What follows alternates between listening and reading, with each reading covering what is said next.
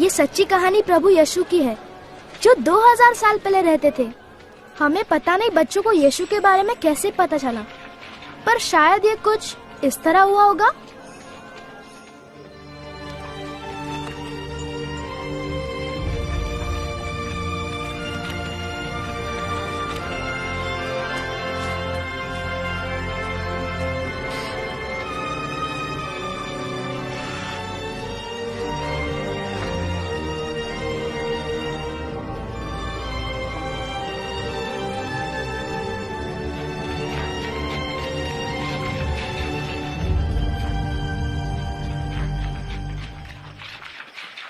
किसी ने तुम्हें देखा? नहीं तो।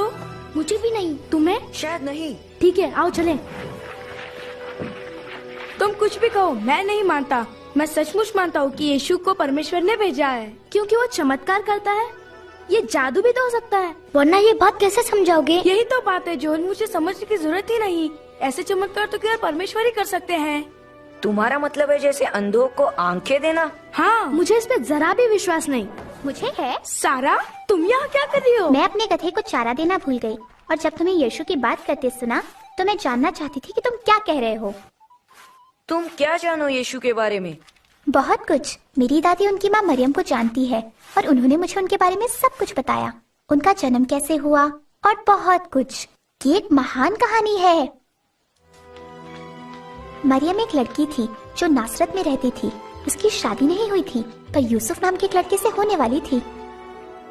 एक दिन परमेश्वर ने जब्राइल स्वर्गदूत को भेजा। भयभीत न हो मरियम, आप पर परमेश्वर का अनुग्रह हुआ है। आप गर्भवती होंगी और एक पुत्र उत्पन्न होंगे, और आप उनका नाम यीशु रखना। ये कैसे हो सकता है? मैं तो कुंवारी हूँ। पवित्र आत्मा आप पर उतरेगा, इस कारण वे पवित्र बालक परम प्रधान परमेश्वर के पुत्र कहलाएंगे, तथा उनके राज्य का कभी अंत ना होगा। स्वर्गदूत से मरियम डरी नहीं? अगर स्वर्गदूत मुझसे बात करता मैं तो डर जाता। फिर क्या हुआ? नासरत नगर के सब लोग सुनो। सरकार ने एक नियम बनाया कि सभी लोगों को उस नगर जाना होगा जहां वो जन्मे थे, और अपना नाम लिखवाना होगा। कागजों पर हस्ताक्षर करने होंगे। सभी लोगों को अपने वतन में जाकर। इसीलिए यूसुफ मरियम को लेकर बेतलहम नगर गए जहां वो जन्मे थे। जब वो बेतलहम पहुँचे तो वहाँ बहुत भीड़ थी और ठहरने की कहीं भी जगह नहीं थी। यूसुफ को ठहरने के लिए केवल गौशाला में ही जगह मिल सकी। मतलब इस तरह की? हाँ, कुछ कुछ ऐसी ही। और उसी रात बालक यीशु जन्मे। गौशाला के पास पहाड़ी पर कुछ चरवाहे थे जो अपनी भेड़ों की रखवाली कर रहे थे। अचानक उन्हें स्वर्गदूत दिखाई दिया। आज के दिन दाऊद के नगर में तुम्हारे लिए एक उद्धारकर्ता जन्मे हैं, अर्थात मसीह प्रभु। चरवाहे तुरंत बालक को देखने चल पड़े। उन्हें चरनी में रखा हुआ था। यकीन नहीं आता ना? ऐसे ही बक्से में जिसमें मैं अपने गधे को चारा देती हूँ।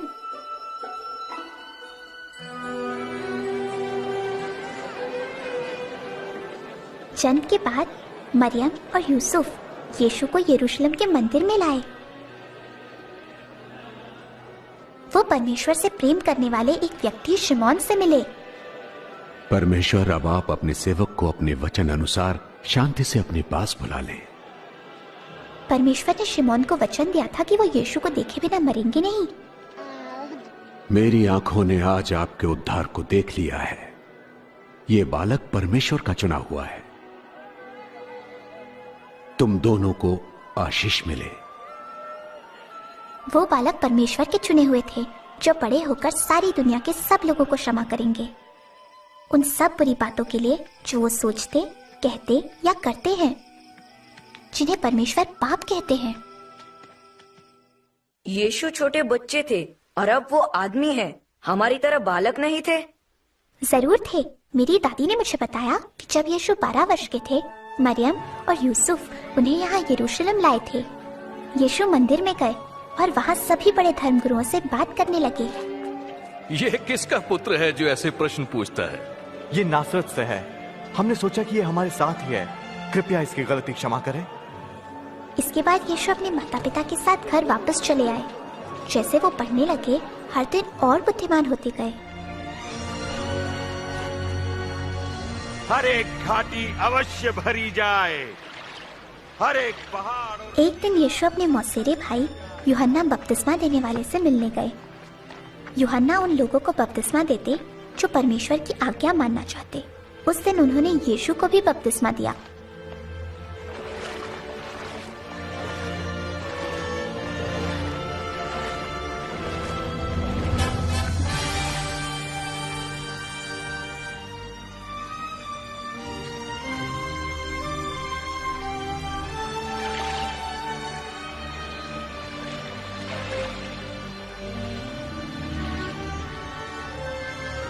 और जो लोग वहाँ थे उन्होंने आकाश से परमेश्वर की आवाज सुनी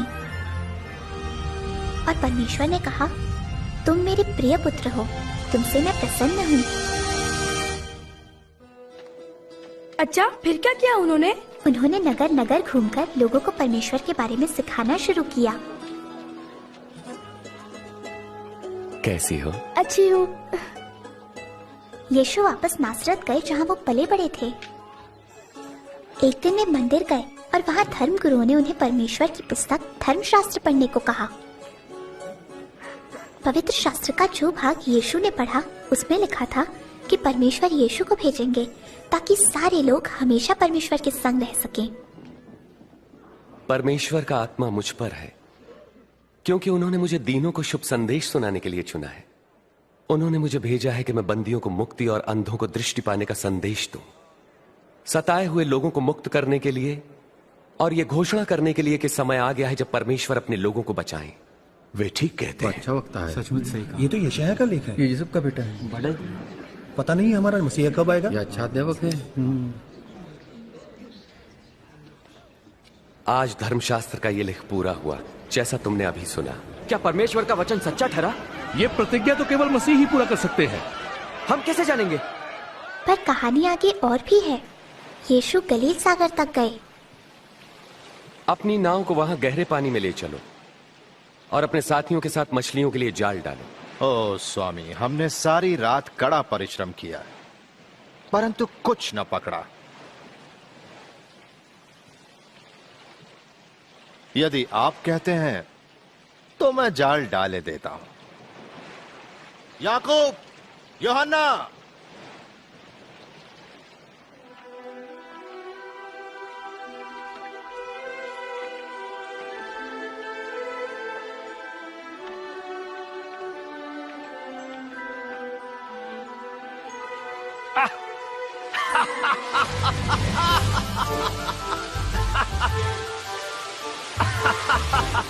याकूब, यूहन्ना, अपनी नाव इधर ले और हमारी सहायता करो जल्दी। हम नहीं आ सकते, बहुत काम है।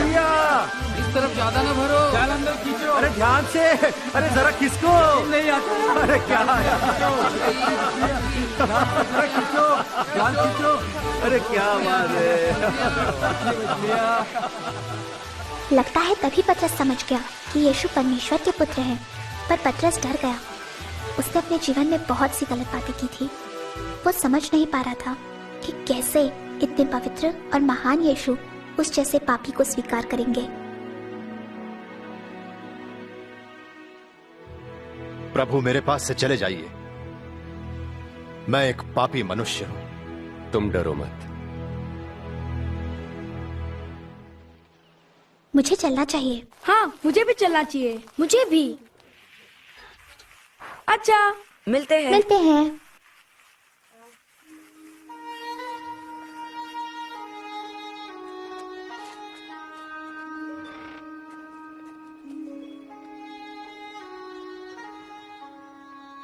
और तुम कहाँ थे बिन्यामीन?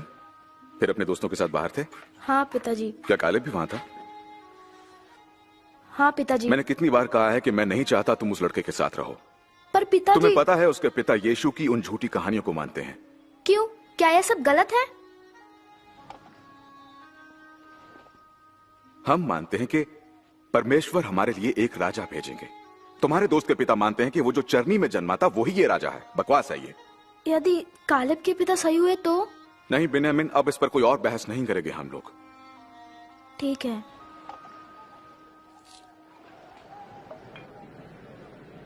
दुष्ट अपनी दुष्टता और अधर्मी अपने बुरे विचार छोड़कर परमेश्वर के पास आए और वे उन पर दया करेंगे और उन्हें पूर्ण क्षमादान देंगे। तुम आनंदित रहोगे और तुम्हें शांति मिलेगी। सुनो, आज क्या हुआ तुमने सुना? मैं वही थी।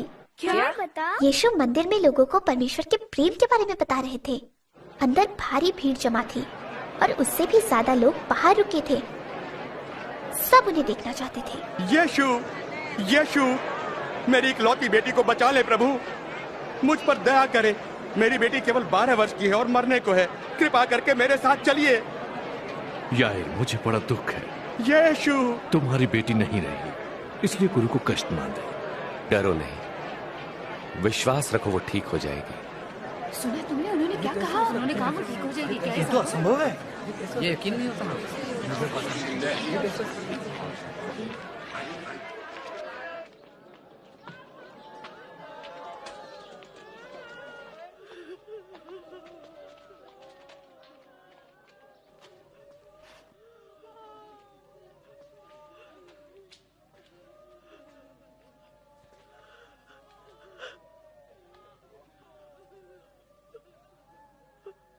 बेटी, उठो।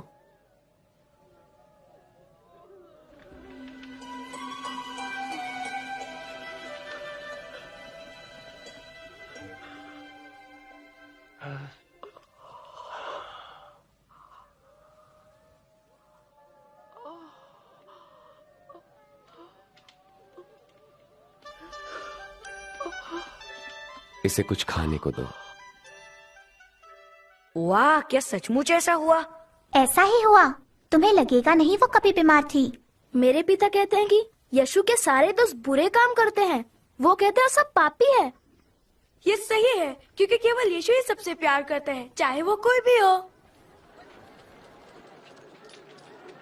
मेरे पिता ने मत्ती नाम के व्यक्ति के बारे में बताया, जो शहर में अंदर आने वाले लोगों से चुंगी वसूल किया करता था।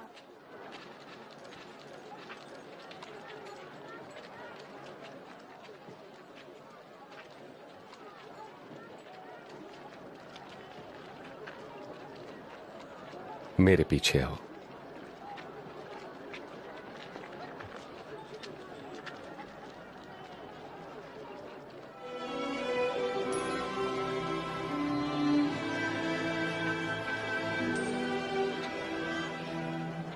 मत्ती उन 12 लोगों में से एक है जिन्हें यीशु ने अपना शिष्य चुना है।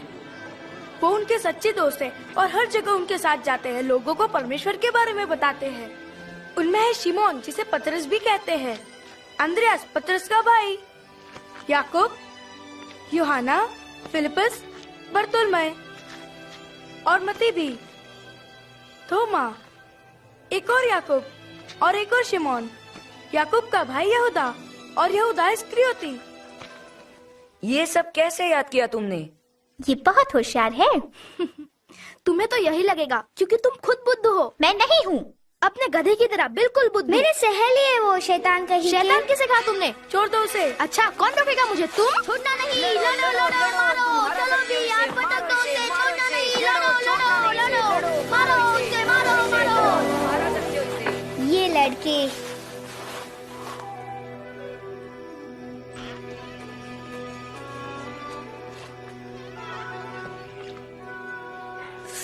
दर्द हो रहा है। और दर्द होगा अगर इसे साफ नहीं करेंगे। क्या हुआ इसे? इसने झगड़ा किया। मैंने तुमसे नहीं पूछा एलिया। माफ करो। वो मेरा कालेब से झगड़ा हो गया। ये यीशु की बात कर रहे थे। ये और इसके दोस्त हमेशा सारा की गौशाला में मिलते हैं। मैंने तुमसे कहा था ना कि यीशु की बात करने का कोई फायदा नहीं है। वो हमारा राजा नहीं है और ना ही कभी होगा। पिताजी, मुझे लगता है वो सचमुच परमेश्वर के पुत्र हैं। बहुत हो चुका।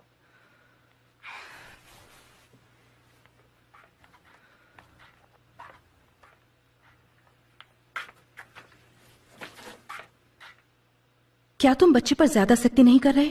मुझे नहीं लगता, पर अब जल्दी ही बात साफ हो जाएगी। मैंने सुना है कि शायद यीशु के उन 12 चेलों में से एक विश्वासघाती है। अगर यह सच है तो अब वो हमें ज्यादा तंग नहीं करेगा। शत्रुओं से प्रेम रखो, घृणा करने वालों का भला करो, जो श्राप दे उन्हें आशीष दो, बुरा करने वालों के लिए प्रार्थना करो।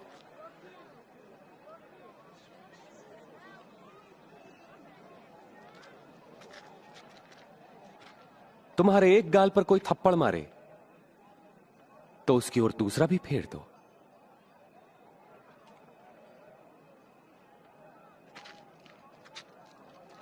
कोई तुम्हारा अंगर खा ले तो अपनी कमीज भी उसे दे दो। किसी भी मांगने वालों को मना मत करो। यदि कोई तुम्हारी वस्तु ले ले तो उसे वापस मत मांगो। तुम वही करो जैसा व्यवहार तुम दूसरों से चाहते हो।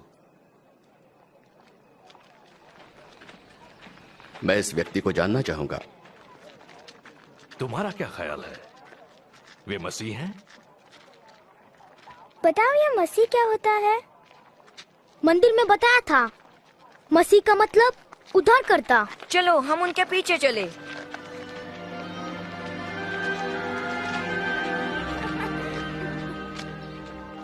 बढ़िया भोजन। हाँ, क्या यीशु के किए चमत्कार देखे? यकीन नहीं आता। उन्होंने चुंगी वालों और पापियों को भी मित्र बना लिया है।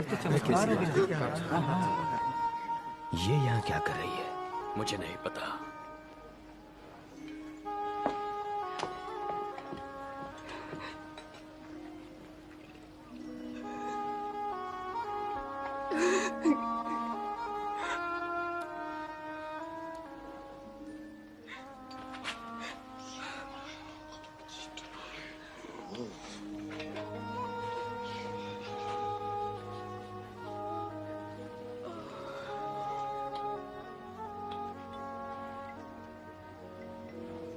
यदि ये मनुष्य सचमुच कोई भविष्यवक्ता होता तो जान लेता कि यह स्त्री कैसी है जो उसे छू रही है। वो जानता कि वो कैसा पापमय जीवन जी रही है। मैं जानता हूं कि ये स्त्री कौन है शिमोन। मैं तुम्हें एक बात बताता हूं। किसी महाजन के 2 कर्जदार थे। एक पर 500 और दूसरे पर 50 रुपए का कर्ज था। दोनों ही कर्ज चुकाने की स्थिति में नहीं थे। उसने दोनों का कर्ज माफ कर दिया। उससे अधिक प्रेम कौन करेगा? मेरे ख्याल से जिसका अधिक कर्ज माफ हुआ। तुमने ठीक कहा। इस स्त्री को देखो। मैं तुम्हारे घर आया, तुमने मुझे पैर धोने के लिए पानी भी नहीं दिया, पर इसने आंसुओं से मेरे पैर धोकर अपने बालों से पोंछा। तुमने चुंबन से मेरा अभिनंदन नहीं किया, पर जब से मैं आया हूं तब से इसने मेरे पांव चूमना न छोड़ा। तुमने मेरे सिर पर तेल नहीं मला, पर इसने मेरे पांव पर इत्र उड़ेला है। मैं तुमसे कहता हूं कि इस स्त्री का अत्यधिक प्रेम सिद्ध करता है कि इसके पाप जो बहुत थे क्षमा हुए, पर जिसे थोड़ी क्षमा मिली वो थोड़ा ही प्रेम करेगा।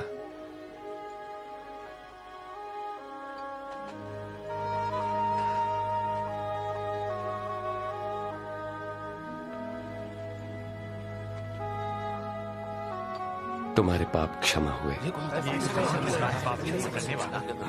तुम्हारे विश्वास ने बचा लिया। शांति से जाओ।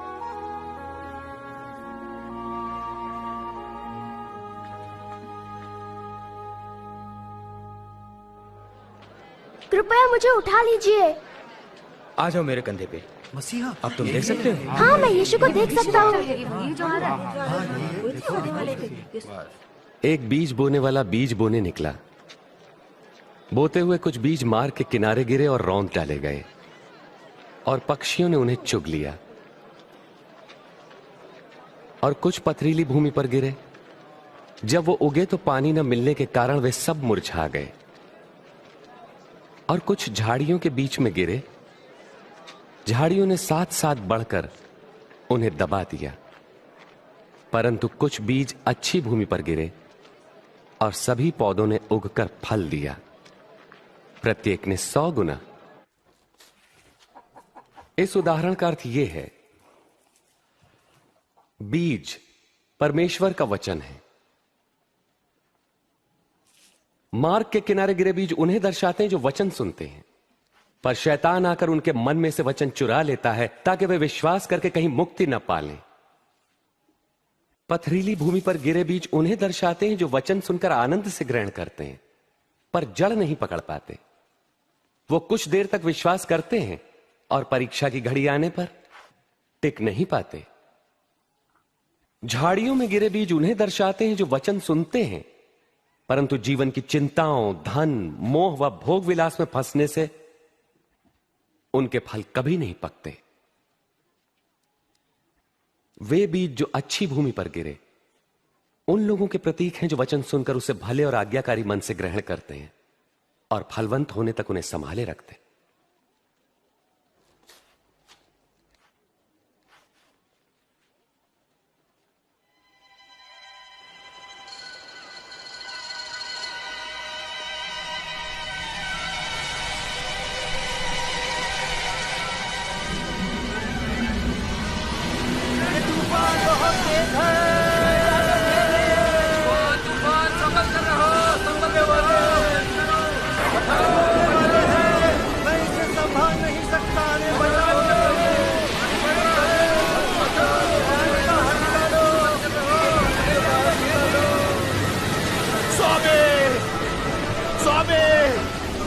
प्रभु यीशु, हम नाश हुए जाते हैं, हमें लहरें घेर रही हैं, हम डूब जाएंगे, हमें बचाइए,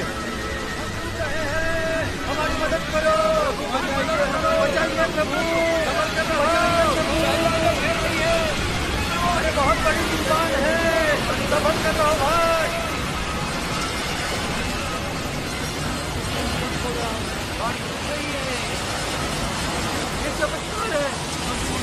अब हम बच जाएंगे।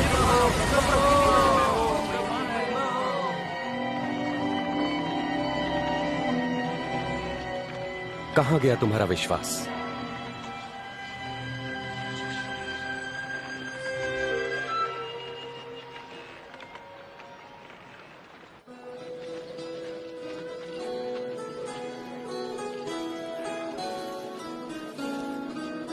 मुझे ये पसंद है। क्या दाम है इसका? नाथन, नाथन, सुना तुमने? यीशु आ रहे हैं। वो यहाँ आ रहे हैं। हाँ, नगर के बाहर। चलो हम भी चलते हैं। अच्छा चलो।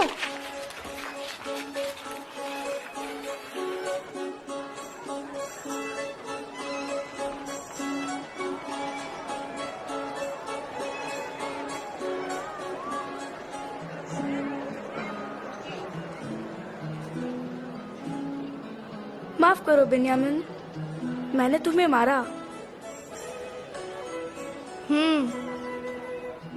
स्वामी, इन लोगों को भेज दें कि वे आसपास के गांवों और बस्तियों में जाकर अपने लिए भोजन और रहने की जगह ढूंढ सकें। तुम स्वयं इनके भोजन का प्रबंध करो। लेकिन हमारे पास केवल 5 रोटियां और 2 मछलियां ही हैं।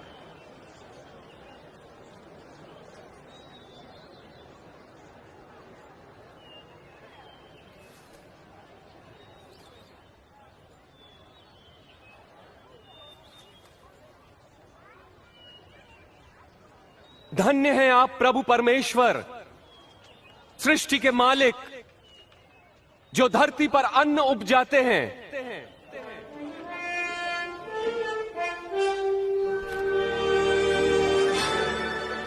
ये तो चमत्कार है।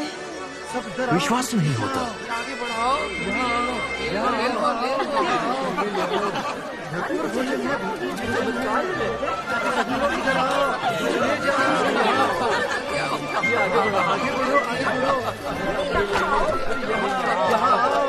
ये लगातार हो गया। आगे बढ़ो, आगे बढ़ो, आगे बढ़ो, आगे बढ़ो। तुम्हें अभी भी विश्वास नहीं यीशु परमेश्वर के पुत्र है?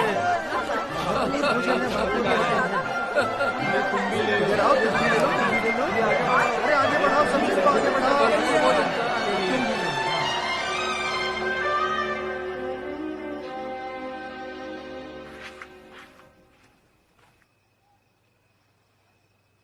कहां गए थे तुम? पिताजी, आपको सच बताना ही होगा, हम यीशु से मिलने गए थे। क्यों? मुझे अभी भी विश्वास नहीं हो रहा, जबकि मैंने अपनी आंखों से देखा है। उन्होंने 2 मछली और 5 रोटियों से पूरी भीड़ को खाना खिलाया।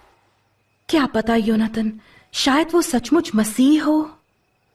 अच्छा, तो अब तुमने भी ये बकवास मारनी शुरू कर दी है क्या?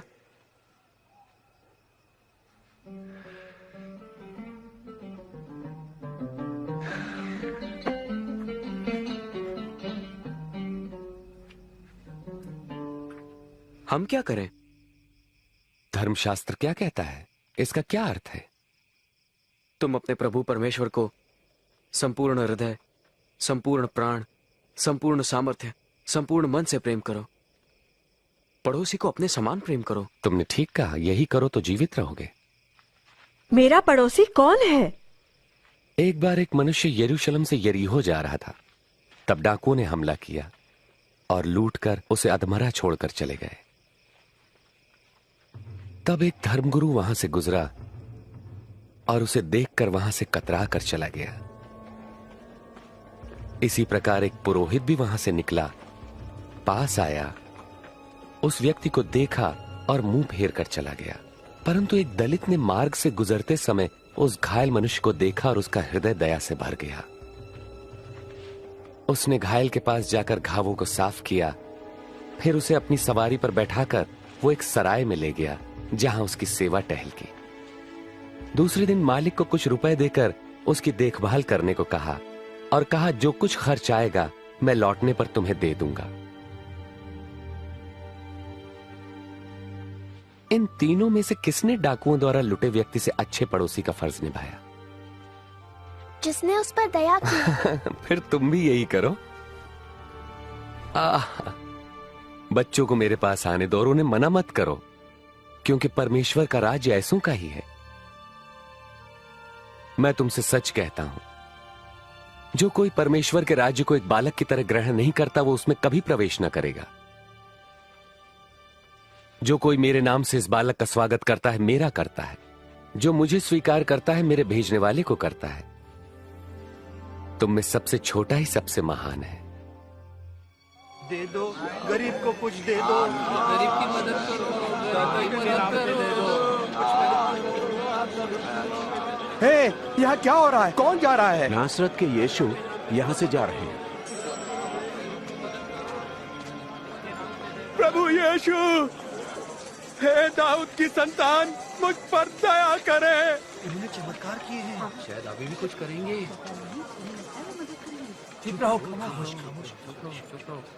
मैं तुम्हारे लिए क्या करूं? मैं फिर से देखना चाहता हूं।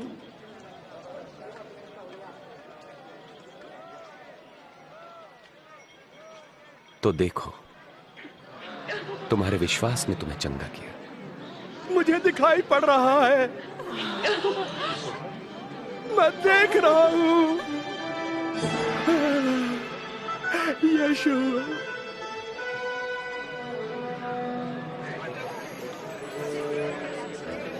ये मनुष्य भविष्यवक्ता है। मेरे प्रभु और स्वामी, मुझे बचाइए। हे प्रभु, हमें बचाएं, हमें बचाएं। प्रभु की स्तुति हो। हमें सच्ची राह दिखाइए प्रभु। हाँ, मैं भी उन्हें देख रहा हूँ।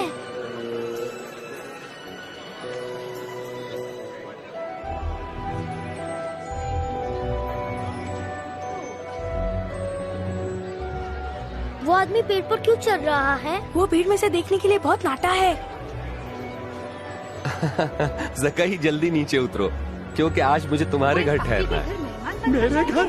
उसके घर कौन ठहरेगा? कभी ना जाऊं। उसके घर क्यों? वो तो चुंगी वसूल करने वाला है। ज़कई यीशु को कैसे जानता है? उसके घर चुंगी वसूल वाला है। वो अभी आदमी कौन जाएगा? ये बहुत अच्छा है, स्वादिष्ट है। जरा रोटी तो बड़ा। सेब देना इधर। बहुत खूब, बहुत खूब। धन्यवाद, धन्यवाद। पीने के लिए कुछ है? बढ़िया, बढ़िया, बहुत बढ़िया। मैं अपनी संपत्ति का आधा भाग गरीबों को दे दूंगा। अगर मैंने किसी को ठगा है, तो मैं उसे 4 गुना लौटा दूंगा।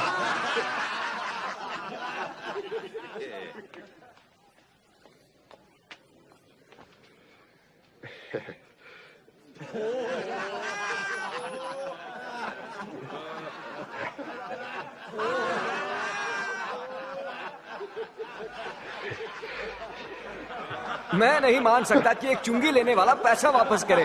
असंभव। आज इस घर में मुक्ति आई है। ये मनुष्य भी इब्राहिम के वंश से ही है। मैं खोए हुओं को ढूंढने और उनका उद्धार करने आया हूं।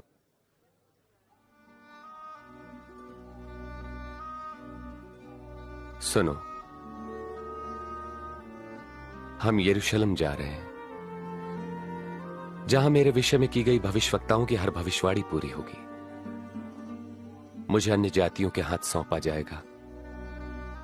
वे मेरा उपहास करेंगे, मुझे अपमानित कर मुझ पर थूकेंगे, कोड़े लगाएंगे और मार डालेंगे, परंतु तीसरे दिन मैं जी उठूंगा।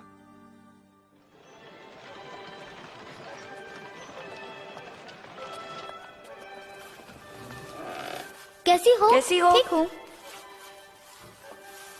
अरे यहाँ कुछ बदला बदला लग रहा है। हाँ, सारा का गधा गायब है। वो गायब नहीं है, उसे मैंने किसी को दिया है। किसे चाहिए तुम्हारा ऐसा गधा?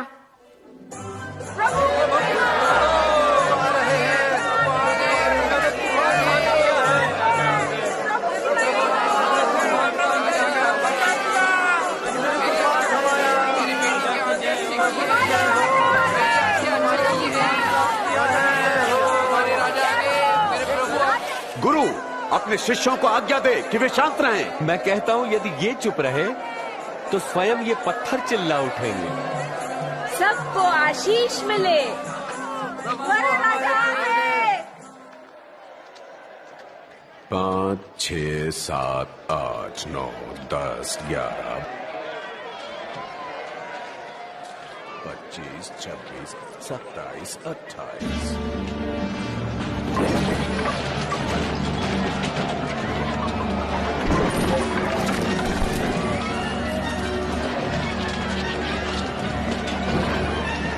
यीशु गुस्से में क्यों है?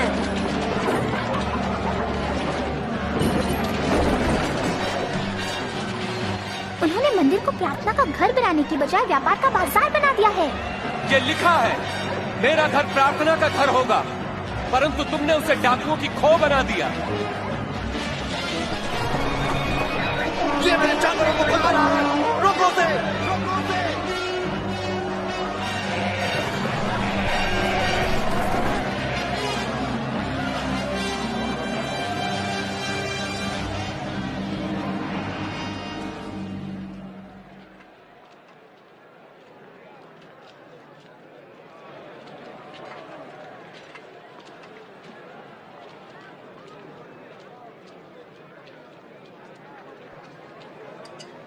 ये बहुत कम है। ज्यादा नहीं दे सकती।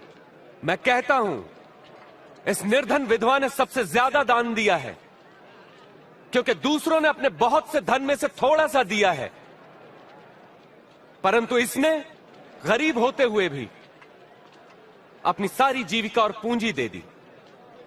गुरुजी, हम जानते हैं कि आप जो कहते हैं सिखाते हैं वो सही है। हम जानते हैं कि आप मनुष्य के पद पर ध्यान नहीं देते, मगर मनुष्य के लिए परमेश्वर की मर्जी का सत्य सिखाते हैं। बताएं, रोमी सम्राट को कर देना हमारे लिए क्या नियम के अनुसार है या नहीं है?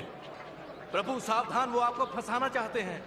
मुझे एक चांदी का सिक्का दो। चांदी का सिक्का?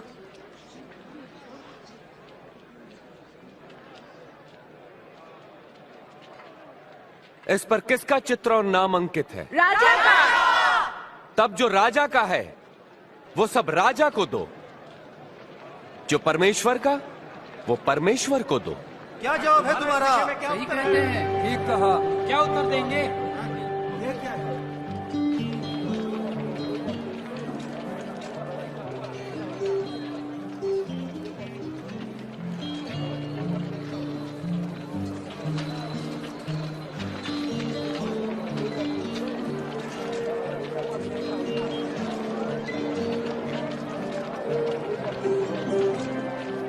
देखो, वहाँ पतरस है।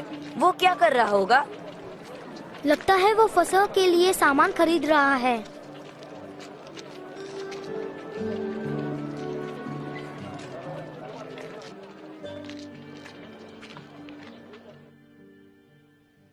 मेरी बड़ी इच्छा थी कि दुख भोगने से पहले ये फसह का बोझ तुम्हारे साथ खाऊं,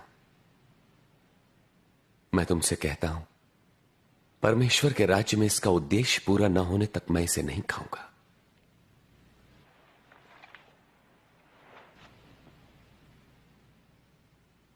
धन्य है आप प्रभु परमेश्वर, सृष्टि के मालिक, जो अंगूर की बेल पर फल लाते हैं।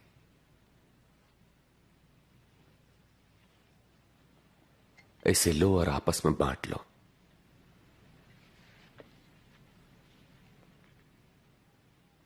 धन्य है आप प्रभु परमेश्वर, सृष्टि के मालिक, जो धरती पर अन्न उपजाते हैं।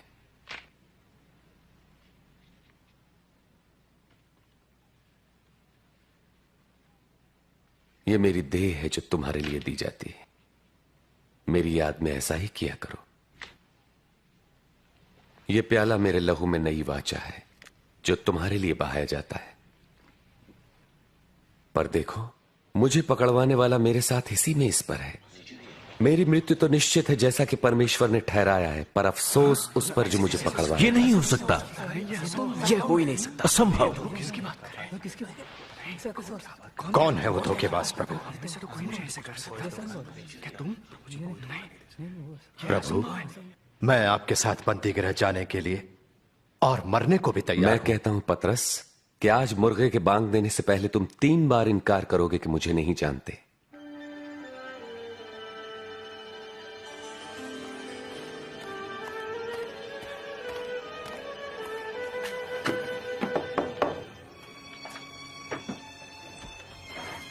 धर्मसभा ने फैसला कर लिया है।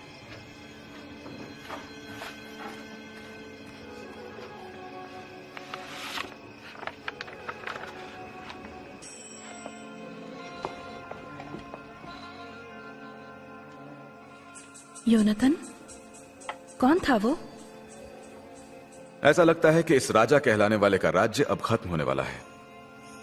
मुझे अभी धर्मसभा का संदेश मिला है।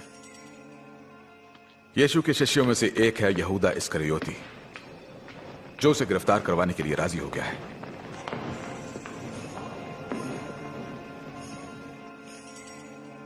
उन्होंने उसे इसके लिए मना कैसे लिया? ज्यादा कुछ नहीं, बस 30 चांदी के सिक्के। आज ही रात वो यीशु को गिरफ्तार करने वाले हैं ताकि वो कहीं भाग ना जाए।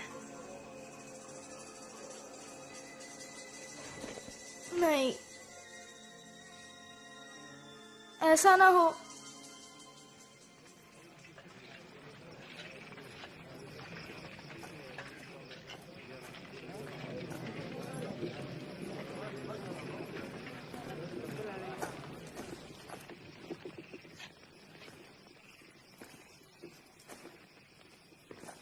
यहूदा,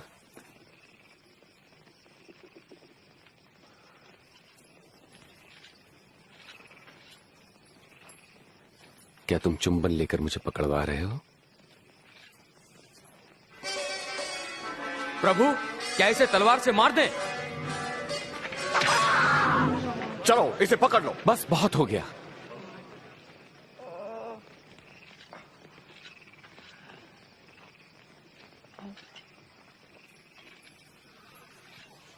चमत्कार। मुझे डाकू समझकर तुम तलवारें और लाठियां लेकर आए हो। मैं मंदिर में हर दिन तुम्हारे साथ था, तब तुमने मुझे नहीं पकड़ा। ये तुम्हारे सक्रिय होने की घड़ी है, जबकि अंधकार का साम्राज्य है।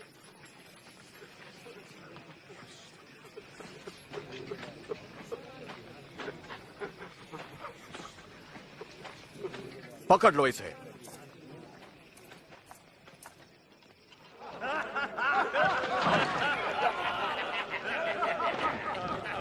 अरे राजा के कपड़े तो देखो। बता, अब क्या होने वाला है? क्या तू हमें बचाएगा ओ महाराज? क्या तू बचाएगा? ये मनुष्य भी यीशु के साथ था? बहन, मैं तो उसे जानता तक नहीं। मैंने दोनों को साथ देखा है।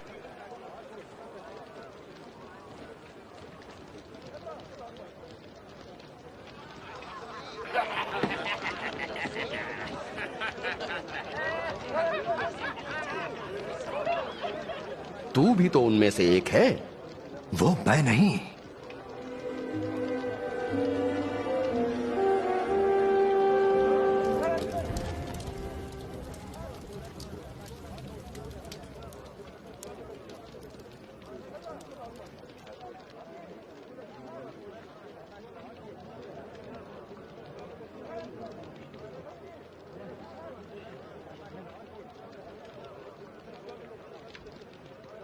इसमें कोई शक नहीं कि ये मनुष्य यीशु के साथ था, क्योंकि ये भी गलील से ही है। अरे होगा। पता नहीं तुम किसके बारे में बात कर रहे हो।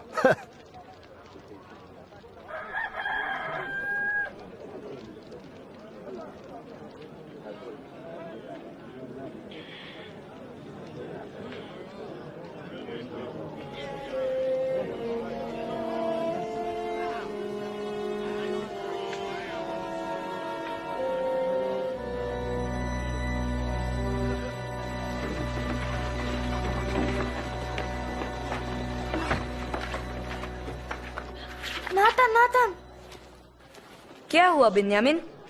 प्रभु यीशु मुसीबत में है। चलो हमें दूसरों को भी बुलाना होगा।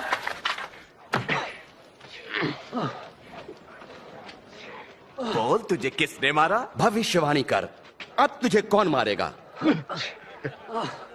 बस करो, ये सब बंद करो। इसे सभा के सामने ले आओ। चल।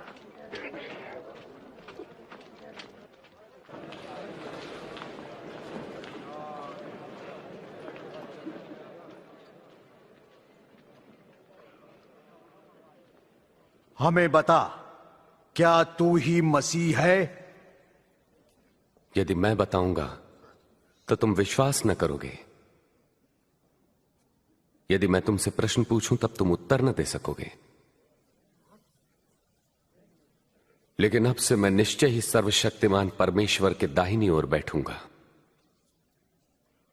तो क्या तू परमेश्वर पुत्र है? हां, मैं हूं। ये परमेश्वर का पुत्र कैसे हो सकता है? किसने इसे ये कहने का अधिकार दिया है? परमेश्वर का पुत्र नहीं हो सकता। हमने खुद अपने कानों से सुना कि इसने क्या कहा।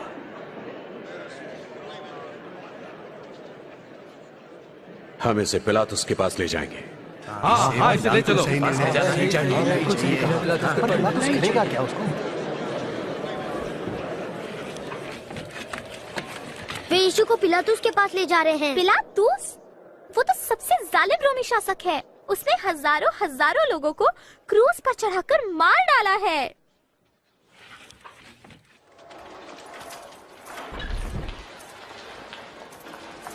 चलो।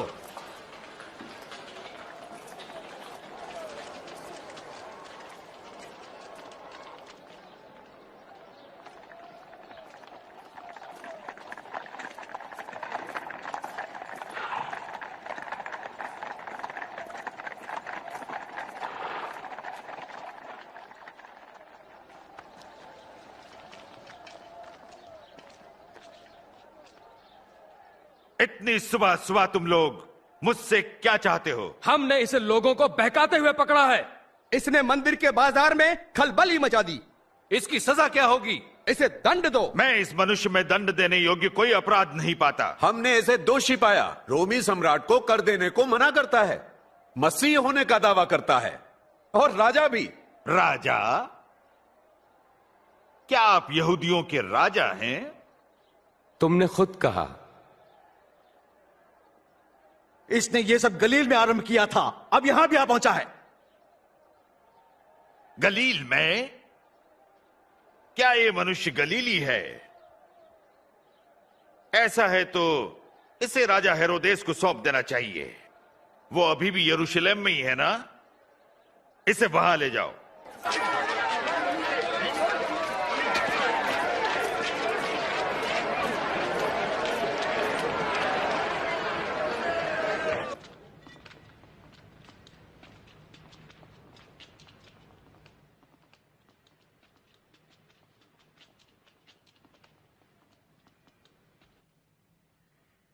तो अपने विषय में क्या कहते हो तुम?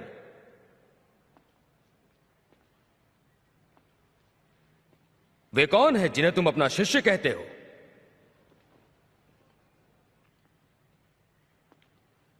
मैंने बहुतों से सुना है कि तुम आश्चर्य कर्म भी करते हो।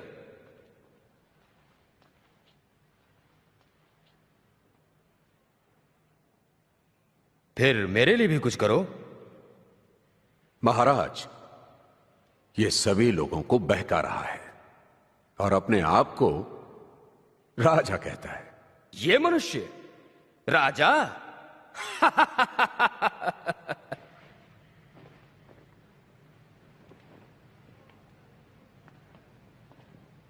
महाराज, इसे खूब पीटो, ले जाओ इसे पिलातुस के पास, ये उसी के प्रांत का है।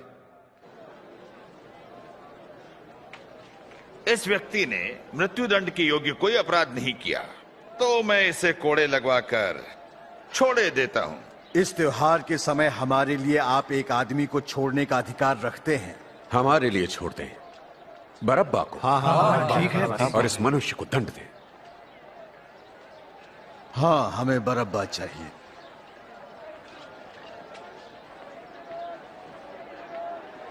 इसे क्रूस पर चढ़ाओ। हाँ, इसे क्रूस पर चढ़ाओ। इसे कोड़े लगाओ।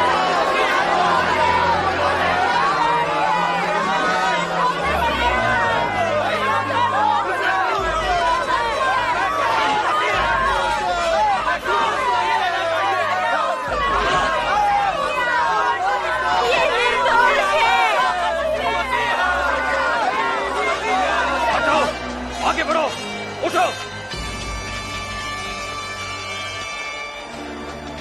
चल,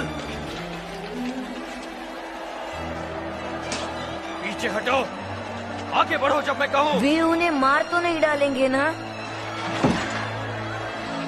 उठो, उठ। तुम, क्या नाम है तुम्हारा? हजूर मुझे शमौन कुरैनी कहते हैं। यहाँ आगे आओ।